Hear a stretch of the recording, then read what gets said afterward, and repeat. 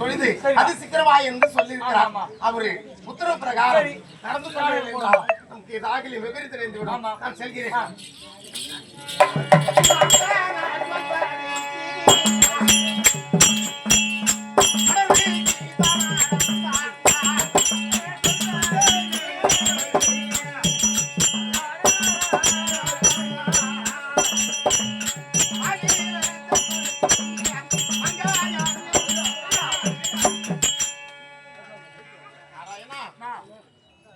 எப்போ என் பிள்ளையோ என் கணவரே என் கண்ணினால் காணுவேனே தெரியவில்லை.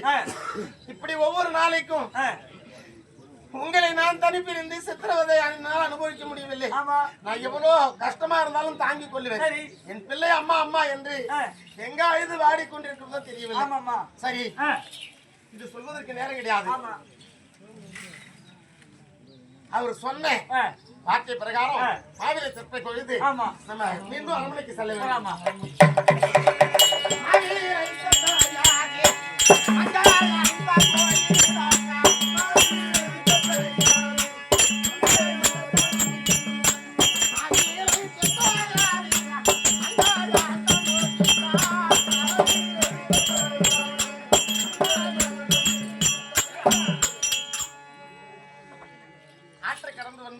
இந்த அடர்வியிலே மாவிலை தெற்பை கொழுந்து விட்டேன். இப்போ மீண்டும் என் மீது சந்தேகப்படுவார், கோபப்படுவார். ஆகையினால் இப்போ நான் செல்ல வேண்டும் அரண்மனைக்கு.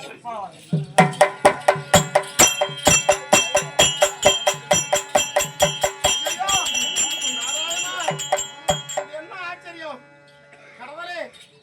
நான் இந்த ஆற்றை குறுக்க தாண்டி செல்கிற போது வறண்ட ஆறா இருந்தது.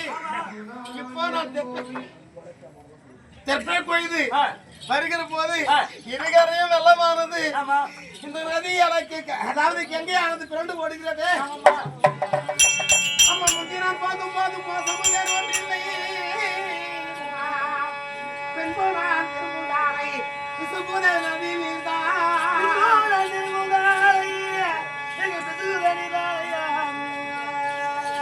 தும்பமே என்னறிகன் தோற்றிடும் அன்புட வழியறித்து மறுகுத வெள்ளமாதா மறுகுத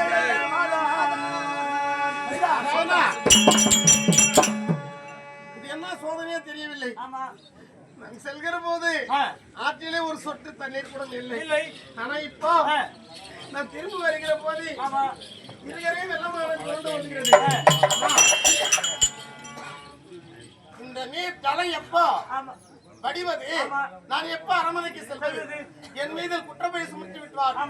ஆறு ஆமா, அதனால நாராயணா உன் மீதிலே என் பாரத்தை வகித்து எப்படியாக இந்த ஆற்று கடந்து செல்ல வேண்டும். நான் வேலையோடு சென்றாதான் என் மீது எந்த விதமான வழிபாவும் நேராது.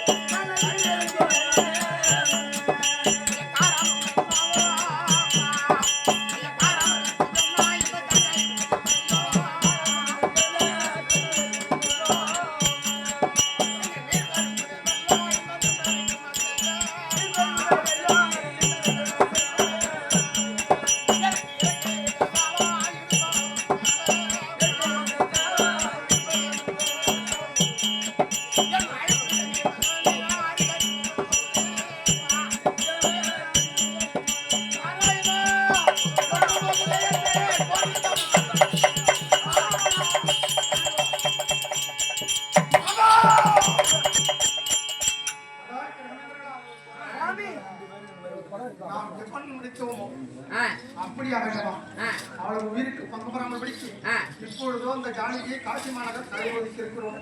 இவளை காப்பாற்றியாக வேண்டும். இவள் மீது படைப்படி சுமத்துவது என்னுடைய நோக்கம். அந்த காரணத்தினால் இதற்கு சரியான ஆளை தேர்ந்தெடுக்க வேண்டும். நேற்றைய தினத்திலே ஆசிராதிகளுக்கெல்லாம் குருவாக விளங்கிவிடக்கூடிய சித்திர பகவான் ஐயராக நியமித்திருந்தோம். ஆனால் இன்றைய தினத்திலே தேவர்களுக்கெல்லாம் குருவாக விளங்கிவிடக்கூடிய குரு பகவான்